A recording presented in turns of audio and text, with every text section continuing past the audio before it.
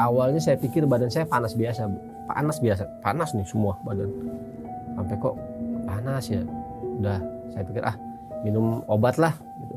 Itu nggak hilang-hilang, 3 hari nggak hilang-hilang. Lama-lama ini keluar darah nih dari sini sama sini. Ini darah. Pas malam ketiga saya ingat, pas malam ketiga jam udah mau subuh sih, jam 3-an. Saya di kasur cuma gini. Itu makhluknya turun, Bu, dari langit-langit rumah. Itu makhluknya turun. Set. Dia tinggi enggak, pendek enggak, tapi ya sekitar 1 meteran, 1-2 meter kurang lah. Itu turun makhluknya dari langit-langit rumah. Di situ saya nggak bisa ngomong, cuma ngeliatin turun dia. Itu makhluk. Dia bentuknya semacam kayak babi.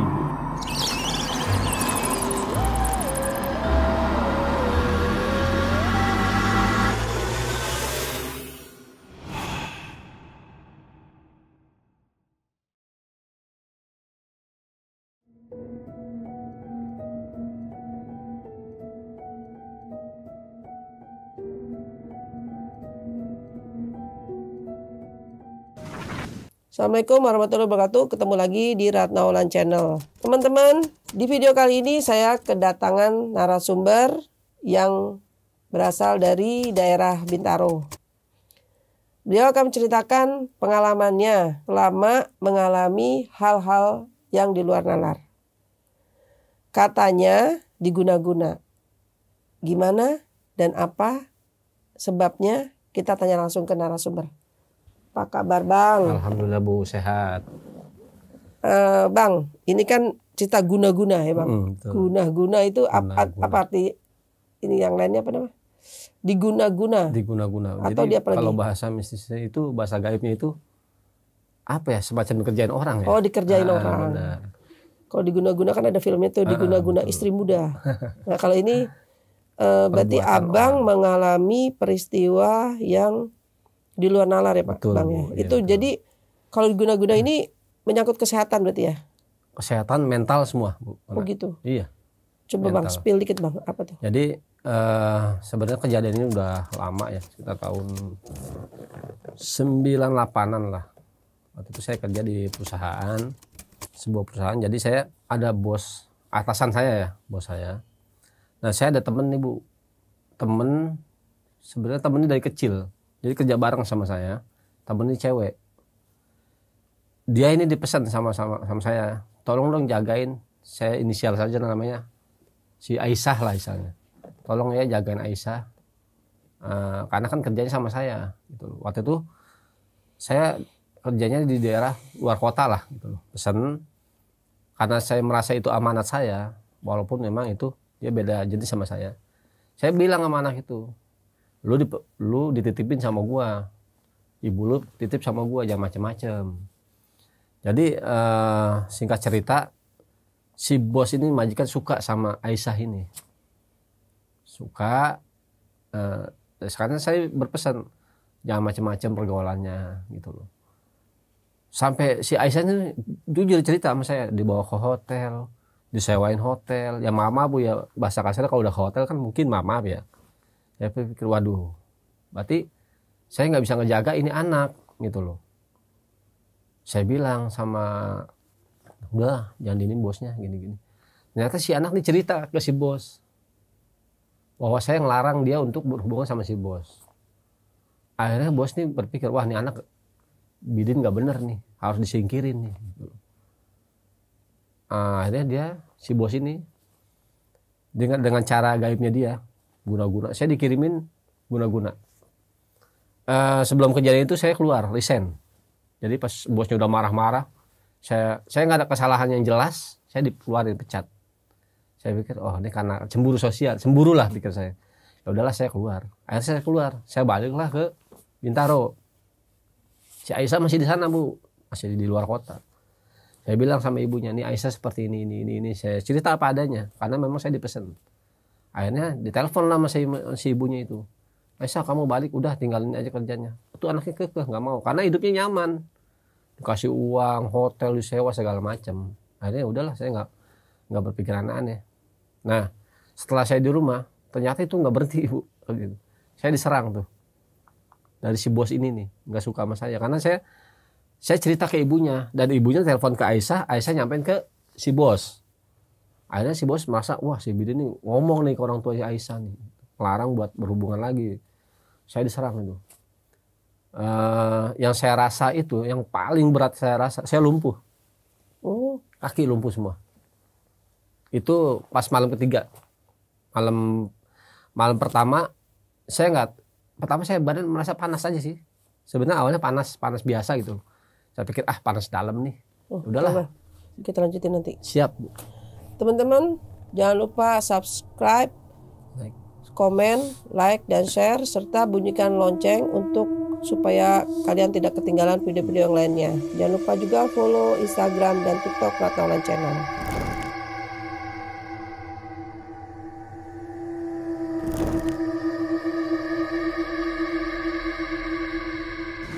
Bang Bidin, silakan dimulai dari awal. Nah, jadi gini Bu. Ini kejadian tahun 98. Waktu itu saya kerja di sebuah perusahaan swasta lah. Itu di daerah ya. Saya waktu itu udah berjalan kerja itu hampir setahun lah waktu itu. Karena waktu saya dari Jakarta, saya kerja di Jakarta, terus bos atasan saya bilang, kamu mau nggak pegang daerah sana, dari luar kota? Saya bilang ya nggak apa-apa bos, kalau sesuai dengan maaf ya dengan dananya, saya bilang gitu. Oh tenang aman. Akhirnya saya berangkat lah. Begitu berjalan waktu sebulan, 2 bulan, 3 bulan, 4 bulan, saya ajak lah tetangga saya sebut namanya cewek, Aisyah. Saya bilang lu mau kerja nggak? Di mana bang? Di sini. Wah gua nggak boleh bang. Ya, ntar gue yang ngomong deh sama orang tua lu. Saya ngomong lah sama orang tuanya, Bu dia mau kerja sama saya. Oh kalau mau lu gue percayalah. Saya ajak lah tuh kerja si Aisyah ini. Kerja, setelah dia masuk sebulan 2 bulan biasa aja Bu. Lama-lama kok gerak-geriknya agak aneh karena saya merasa saya beban tanggung jawab saya dipesan sama orang tuanya Aisyah ini untuk jagain dia, jangan sampai kenapa-napa atau gimana, pokoknya jagain lah, saya bilang gitu. Ya udah setelah lama saya ngerasa nih kok ada yang nggak beres antara Aisyah sama atasan saya di bos. Saya pikir ya itu hak mereka ya, karena kan hubungan bukan suami istri, maksudnya dia udah punya istri nih si bos nih, udah punya anak. Lalu Aisyah, saya tanggung jawab saya sama orang tuanya gitu. Saya bilang pertama saya nggak berpikiran jelek. Nah pas pulang kerja, jadi dia suruh lembur terus nih Bu, si Aisyah nih pintar si bosnya, suruh lembur. Setelah lembur diajaklah ke hotel, diajaklah ke hotel. Saya komplain dong sama bos, tolong bos, kasihan kan si Aisyah, masa lembur terus. Ya namanya bos kan nggak mau kalah. Kamu siapa ngatur-ngatur saya? Bukan bos. Masa kerja ya logika jam 4, jam 5 pulang nih, jam 10 pulang pagi, besok masuk semomonya Bu. Jadi seakan-akan kayaknya udah punya perusahaan sendiri si Aisyah ini. Datang jam 11 siang, nggak dimarahin sama bosnya. Anak-anak curiga dong. Saya pikir-pikir, wah kayaknya nggak beres. Akhirnya saya nanya secara baik-baik nih sama Aisyah. Lu anak banget ya gini-gini. Ya gue sekarang jadi piaraan bos gitu. Dia bilang piarannya bos. Maksudnya piaraan gimana nih? Gue pulang kerja diajak hotel, disewain hotel, nginep di hotel, uang ditransfer. Aduh, saya berbalik pikir, wah ini udah nggak bener nih, karena saya beban tanggung jawab saya sama orang tuanya. Saya bilang sama Aisyah, gue dipesan sama orang tua lu buat ngejagain lu, jangan sampai lu bergaul seperti ini. Mama namanya orang udah cowok dengan cewek itu di hotel, maaf ya Bu ya, maaf gitu. Saya bilang lu pasti kayak gini. Dia diam aja nggak ngomong. Pokoknya detik ini juga, hari ini juga kita berhenti dari kerjaan ini. Dia nggak mau. Oh saya nggak mau dong, saya enak di sini nyaman katanya. Oh iyalah lu dikasih uang terus kan. Pokoknya saya larang dia nih sama si bos biar nggak dekat sama bos. Nah si Aisyah ini cerita ke si bos bahwa dia dilarang sama saya begini. Nah saya ditegur sama si bos. Hak kamu siapa? Kamu siapa negur saya? Bukan Pak, saya karena saya tanggung jawab sama orang tuanya. Setelah itu si bos sih marah-marah maki-maki. Udah kamu besok gak usah kerja. Pecat kamu. Itu nggak ada alasan kesalahan apa, saya nggak ada. Tapi saya pikir oh ini karena kesemburuan ya. Saya pikir ya udahlah saya ngalah. karena dia bos, wajar lah saya ngalah. Tapi dengan satu syarat Pak, saya nggak ada kesalahan apa-apa, saya nggak berbuat yang macam-macam, tapi kok saya dipecat. Tapi saya pikir udahlah, daripada masalah jadi kisruh, akhirnya saya berhenti Bu. Pulanglah saya ke Bintaro, ke Jakarta lah, saya baliklah ke Jakarta. Setelah saya balik di Jakarta, selang sehari saya istirahat, besoknya saya ke rumah orang tuanya Aisyah. Saya cerita sama orang tuanya, Bu, saya susah dibilangin Bu, kayak gini. Saya ceritain semua kronologinya, semua. Teleponlah ibunya nih ke Aisyah. Aisyah, kamu pulang besok. Pokoknya itu kerjaan tinggal, besok harus pulang. Karena si Bidin bilang kamu gini. Lah ternyata si Aisyah nih cerita ke si bos bahwa saya ngadu ke ibunya, gitu loh. Saya ngadu, dia suruh berhenti. Bosnya mungkin merasa gak terima, oh si Bidin ikut campur nih gitu loh. Selang seminggu 2 minggu saya biasa aja. Setelah mau masuk ke 3 minggunya, awalnya saya pikir badan saya panas biasa Bu, panas nih semua badan. Sampai kok panas ya, udah saya pikir minum obat lah gitu. Itu nggak hilang 3 hari nggak hilang. Lama-lama ini keluar darah nih dari sini sama sini, ini darah. Saya di kamar, saya nggak keluar, saya di kamar. Ini istri saya ngelihat buka kamar. Bang, kenapa itu? Saya pikir saking panasnya, saya pikir awal. Dibawalah ke dokter, cek semua dokter, nggak ada masalah Bu, aman semua, nggak ada masalah, semua beres, nggak ada masalah. Di diagnosa pun nggak ada. Saya bingung nih sakitnya apa gitu loh, nggak ada. Ya udah saya pulang. Kebetulan saya bilang kebetulan saya punya teman satu pondokan dulu, satu pondok pesantren itu. Dia datang ke rumah, disuruh istri saya datang ngobrol. Oh lu kayaknya ada yang ngikutin lu nih, ada yang nempel lu nih katanya. Jadi di belakang saya ini ada yang ingin saya nih. Kalau saya kan berpikiran logika dulu, mungkin panas gitu loh. Nah, teman saya bilang, oh lu kerjaan orang nih. Selang dia ngomong gini, dia keluar kamar, itu saya ngamuk-ngamuk. Saya udah nggak sadar Bu, saya ngamuk-ngamuk. Saya udah buntang-banting badan tembok, saya hantem apa, saya udah nggak sadar. Saya dengar cerita dari istri saya. Setelah saya pingsan, bangun. Pingsan saya tuh, nggak kerasa. Saya bangun, sama istri saya bilang gini, panggil Pak. Itu ternyata udah teman saya ini udah ada 2 orang teman saya udah datang di situ. Saya mau bangun nih nggak bisa Bu, kaki semua lumpuh, nggak bisa bergerak. Cuma saya bisa masih untungnya bisa ngomong. Kaki ini kayak apa ya? Kayak dipalu gitu loh. Sakit semua kaki itu. Saya diam aja cuma ngomong, ya Allah tolong, ya Allah. Cuma bisa gitu saya sebut. Akhirnya teman saya itu manggillah, dia punya teman orang-orang ruqyah. Jadi ada tim ruqyah, dia datang berenam ke situ. Saya di ruqyah sama itu. Saya dengar kok dia baca, saya di ruqyah segala macam. Jam 12 nggak hilang. Masih tetap kayak gitu. Terus ada lagi berapa orang lagi datang lagi, itu nggak kena Bu. Yang pertama ruqyah itu nggak kena, nggak mempan. Datang lagi kalau nggak salah orang dari daerah Karawang, kalau nggak salah saya dengar, pokoknya orang Karawang saya dengar, tapi saya bisa ngomong bisa dengar, cuma nggak bisa gerak, nggak sembuh juga. Datang lagi orang beda lagi, nggak sembuh juga. Akhirnya pas malam keempat, tetangga Bu, tetangga saya, ini orang agak paham masalah gaib ya. Beda kampung sih sebenarnya, beda kampung, tetangga kampung lah, datang ke saya, cuman bilang gini, mudah-mudahan 2 hari 3 hari sembuh. Cuman dia kasih daun pisang, ini semua dikasih daun pisang saya, daun pisang batu Bu, pisang batu saya ingat tuh, tutup daun pisang batu semua, badan saya tutup sama dia, di sisa segini pisang batu tutupin, itu daun kering, hitungan 5 menit. Daun kering, ambil lagi, petik lagi, itu daun pisang, ambil lagi, tutupin lagi saya.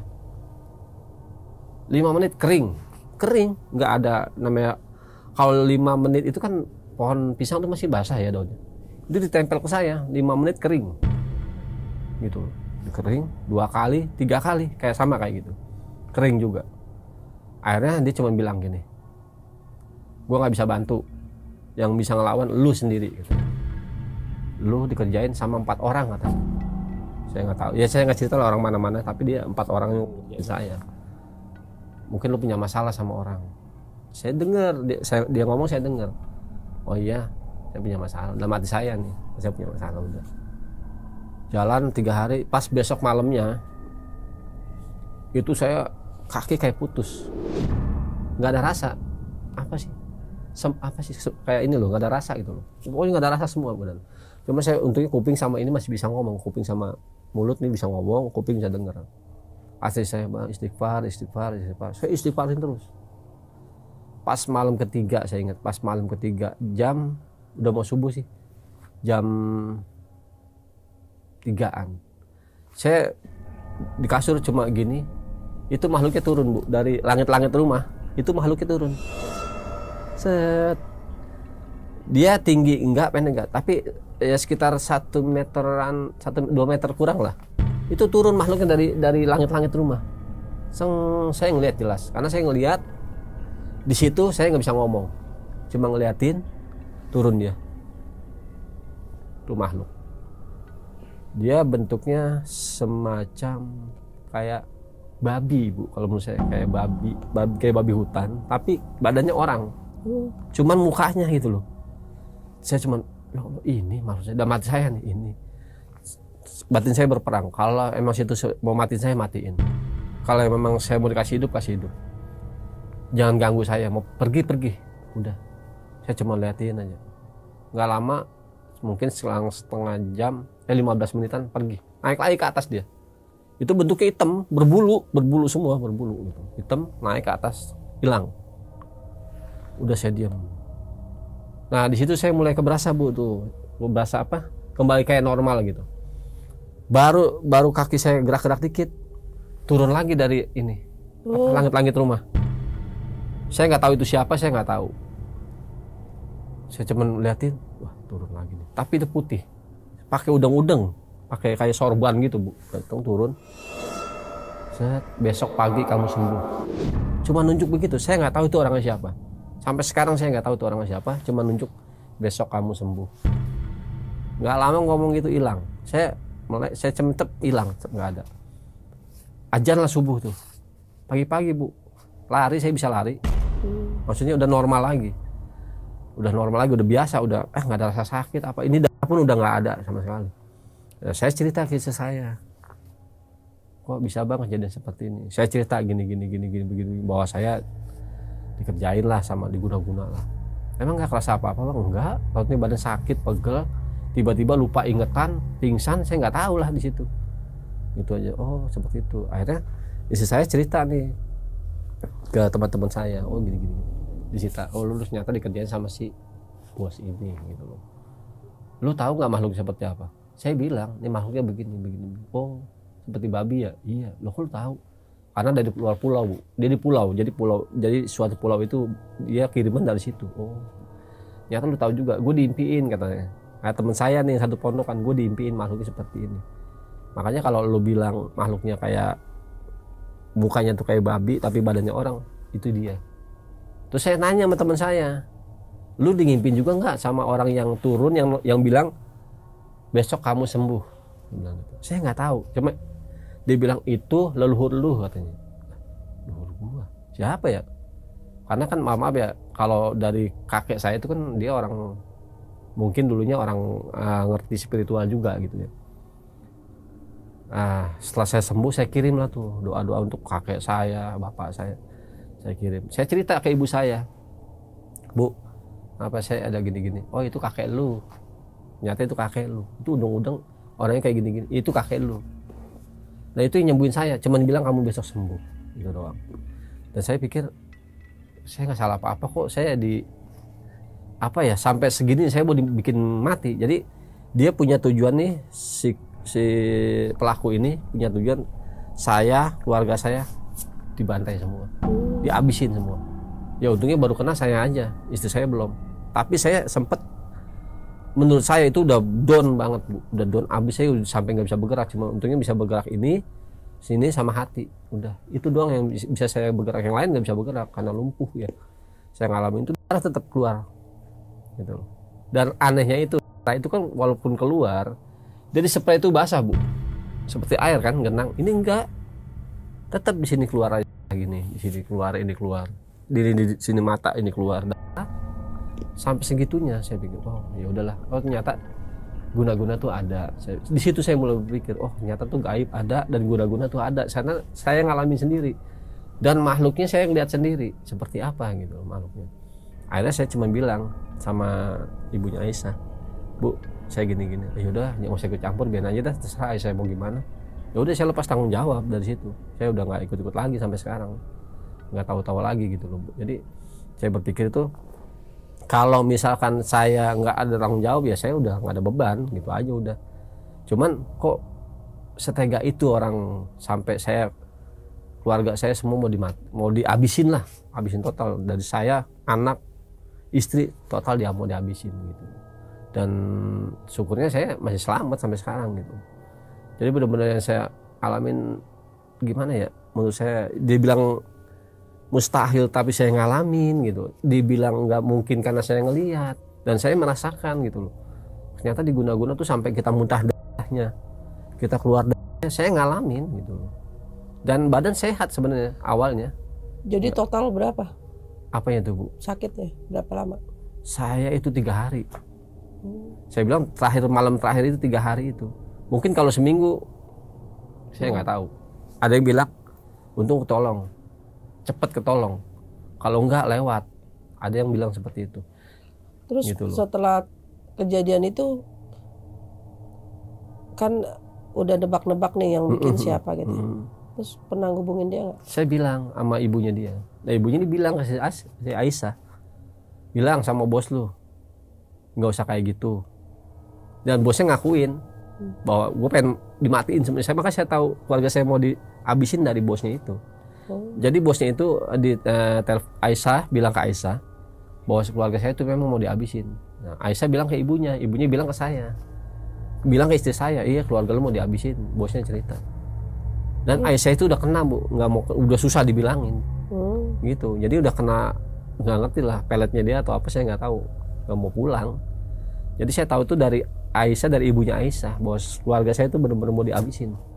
Ya bahasa kasar, sebenarnya saya tuh bisa dibilang kepercayaannya bos awalnya ya. Awalnya tuh saya kepercayaan bos. Jadi bos itu bisa bilang, ya udah lu kamu pegang yang di sana gitu, yang di luar kota saya pegang. Akhirnya karena saya ngajak si Aisyah ini, bos senang sama Aisyah, dan saya sebelum bukan ikut campur, saya bilang tanggung jawab itu. Jadi suasana kerja itu sebenarnya dia itu apa ya, Bu? Dia sebenarnya bergeraknya di bidang garment, jahit, ngebordir seperti itu loh. Tapi besar perusahaannya, perusahaan menjahit segala macam, bordir segala macam. Saya dipegang sana. Cuman saya berpikir kok ada suatu ruangan khusus nih. Jadi itu satu rumah 2 lantai. Di lantai atas itu ada satu ruangan yang nggak boleh dibuka. Itu nggak boleh dibuka, kecuali si bos yang ngebuka. Dan saya juga nggak berani kan itu bos, kecuali bos nyuruh, Dek kamu nih kunci buka gitu misalkan. Dah itu ada sesekali saya ngebuka itu ruangan itu karena bos yang suruh, kamu buka nanti lihat diambil barang di atas gitu. Itu saya buka itu siang kok, jam 11-an, mau jam 12-an, jam 11-an saya buka itu. Saya cuma suruh ngambil botol segini nih, Bu. Itu isinya saya nggak tahu deh, kayak wafel orange gitu loh, warna kuning itu. Cuman suruh ambil itu, suruh buang ke laut katanya, ke Ralung lah pokoknya. Oh ya udah, saya sih ikutin aja, nggak pikir aneh-aneh gitu. Tapi memang ruangan itu saya dipesan sama bos saya, jangan sekali-sekali cerita masalah itu. Ya karena saya berbuat kayak gini, saya dikerjain, ya nggak mau, saya bilang aja dia punya ruangan khusus seperti ini gitu, yang mungkin buat dia ritual mungkin gitu loh. Itu di lantai 2 khusus. Nah untuk di bawah itu semua produksi, mau jahit, ngebordir, semua segala macam di bawah semua. Itu di atas nggak ada yang boleh naik. Sekali-sekali boleh saya doang. Itu karena waktu itu saya masih dipercaya gitu. Dan dia depannya itu, Bu, jadi satu rumah ini itu sebelah sana itu kebun, karena masih di daerah. Jadi itu kebun jauh rumah lagi. Nanti rumah jauh lagi. Gitu. Dan itu aura-aura orang-orang kepercayaan ya, maksudnya agama ada, tapi di kepercayaannya lebih kuat gitu. Adat lebih kuat. Makanya kita di sana benar-benar adatnya kita ikut. Di acara adat ya kita ikut gitu loh. Makanya dia lebih kuat ke supranatural gitu. Yang hal-hal seperti itu, klinik-klinik gitu loh, dia lebih suka kayak gitu dibandingin yang agama ya gitu. Dan saya cuman berpikir sampai sekarang ini bahwa ternyata kita yang awalnya cuma niat nolong orang, kita kena getahnya. Oh inilah kena getahnya saya, cuma niat nolong temen, ternyata kena getahnya. Ya udahlah, saya pikir pelajaran buat saya gitu. Ternyata Tapi nggak ada si bos keinginan ini, untuk balikin. saya nggak ada niat. Cuma saya berpikir gini, karma tuh pasti ada. Mungkin bisa saya balikin. Saya sampai bilang sama teman saya, udah balikin aja nih mati, jangan. Karma itu berlaku. Mungkin lu balikin sekarang jeger, suatu saat anak lu kena. Wah, saya pikir panjang. Oh iya juga ya. Karena hukum alam tuh berlaku, dia bilang. Oh ya udah deh, nggak usah, biarin aja lah. Nanti juga Allah yang balas, dia bilang gitu. Oh ya udahlah. Itu saya sadar di situ. Dan sampai sekarang saya nggak tahu kabarnya. Si Aisyah kayak gimana? Saya udah nggak, karena saya udah bukan tanggung jawab saya gitu. Iya. Itu aja. Artinya orang itu kan walaupun secara logika nggak masuk akal Nggak ya. masuk akal, Bu. Cuma kalau yang jalanin ya nggak ngerti juga. Karena saya ngerasain kan. Dokter gitu. juga nggak bisa ngobatin Nggak ya bisa, kan. karena nggak ada diagnosanya, Bu. Penyakitnya nggak ada. Tapi kok buktinya ada darah gitu keluar. Masa dokter nggak bisa diagnosa gitu. Nah, waktu ngelihat makhluknya itu sendiri apa ada orang di kamar? Saya lihat sendiri. Saya lihat sendiri dan kebetulan saya lihat teman saya juga mimpiin itu. Jadi saya bilang pas teman saya udah sadar, saya udah normal, teman saya bilang, oh makhluk ternyata sama makhluknya. Dan saya berpikir kenapa kok lu bisa ngimpi, berarti lu bakal kena juga imbasnya nih, karena lu nolongin saya gitu loh. Jadi semua orang yang nolong saya itu dihabisin. Intinya itu, terutama saya dulu nih, keluarga dihabisin. Mungkin ikut campur, oh nih ikut campur nih, dibantai juga, Bu. Terus kalau yang temannya yang nutupin pakai daun pisang itu kan dia bilang, oh udah nih nggak bisa. Mungkin dia diancam juga atau gimana? Semuanya, Bu. Itu semuanya cuma bilang, oh di yang rumahnya bunyi lah atau segala macam lah. Yang ya pokoknya macam-macam. Semuanya yang coba megang saya itu semuanya kena, diteror sama makhluk-makhluk kiriman-kiriman gitu.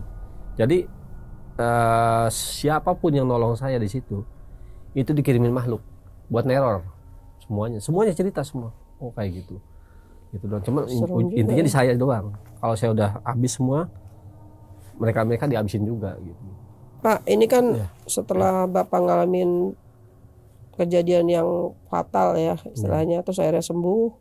Mau nggak mau kan Bapak juga harus tahu nih keadaan si Aisyah tuh gimana. Betul. Karena kan itu karena dia Bapak jadi sakit kan. Betul, Bu. Itu gimana kabarnya Pak? Jadi gini loh, Bu. Kenapa awalnya saya bisa tahu saya dikerjain sama atasan saya? Saya coba hubungin keluarganya Aisyah. Saya bilang, saya ngalamin hal seperti ini saya bilang. Gimana Aisyah? Saya bilang gitu. Di sana takutnya kenapa-napa kan. Ibunya cuma bilang, oh nggak apa-apa kok, dia aman, nggak ada masalah gitu.